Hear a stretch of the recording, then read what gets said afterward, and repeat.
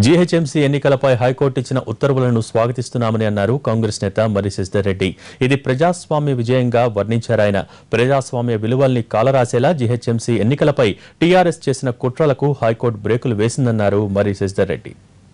మనకి ఇవాళ ఏ రోజైతే బీసీ రిజర్వేషన్లు అయ్యి ఆ ఇమ్మీడియట్ గా ఎలక్షన్ కమిషన్ కి హ్యాండ్ ఓవర్ చేస్తారో ఆ రోజు నుంచి 31 రోజులు వాటిల్లో మళ్ళీ మీకు పబ్లిక్ హాలిడేస్ జనరల్ హాలిడేస్ని ఎలిమినేట్ చేసుకుంటూ అవాయిడ్ చేసుకుంటూ దాదాపుగా 38-39 రోజులు వచ్చే అవకాశం ఉన్నది.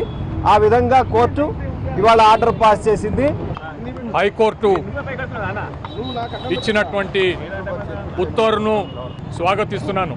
ఇది ఒకవైపు కాంగ్రెస్ పార్టీ తరఫున చేసినటువంటి పోరాటానికి ఫలితమైన ఇది ప్రజాస్వామ్యానికి విజయంగా నేను భావిస్తున్నాను.